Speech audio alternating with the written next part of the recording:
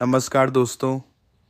हाल ही में India today conclave 2025 में भारतीय वायुसेना के air chief marshal AP Singh ने एक बड़ा बयान दिया जिसने डिफेंस जगत में हलचल मचा दी है। उन्होंने साफ तौर पर कहा कि अगर पाकिस्तान 5वीं पीढ़ी के स्टेल्थ फाइटर जेट्स हासिल करता है तो भारत को भी अपनी रणनीति बदलनी होगी।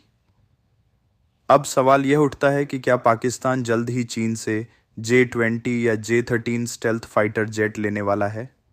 अगर ऐसा हुआ तो भारतीय वायुसेना को अपनी बढ़त बनाए रखने के लिए अतिरिक्त कदम उठाने पड़ सकते हैं। भारत पहले से ही सुखोई Su-30 MKI, राफेल और तेजस जैसे एडवांस लड़ाकू विमानों से पाकिस्तान से काफ़ी आगे है, लेकिन अगर पाकिस्तान के पास 5th जनरेशन स्टेल्थ फाइटर्स आ जाते हैं तो बैलेंस बदल सकता है। पाकिस्तान एयरफोर्स के पास पहले से ही F-16 और J-16 जैसे विमान हैं, लेकिन स्टेल्थ तकनीक से लैस लड़ाकू जेट मिलने से भारत को एक नई चुनौती का सामना करना पड़ सकता है।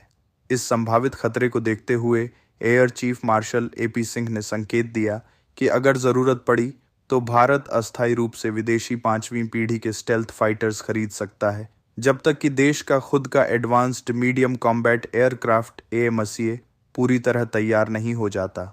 हालांकि उन्होंने यह भी साफ किया कि भारत की असली प्राथमिकता स्वदेशी AMCA प्रोजेक्ट ही रहेगा, जिसका प्रोटोटाइप 2028 तक तैयार होने की उम्मीद है और 2030 के बाद इसे भारतीय वायुसेना में शामिल किया जा सकता है। अब बड़ा सवाल यह है कि अगर भारत विदेशी फाइटर जेट खरीदने का फैसला करता है तो कौन कौन से ऑप्शन हो सकते हैं। क्या भारत अमेरिका के F-35 को देखेगा या फिर रूस के Su-57 में दिलचस्पी ले सकता है, या फिर भारत फ्रांस और अमेरिका जैसे देशों के साथ किसी नई डिफेंस डील पर काम कर सकता है।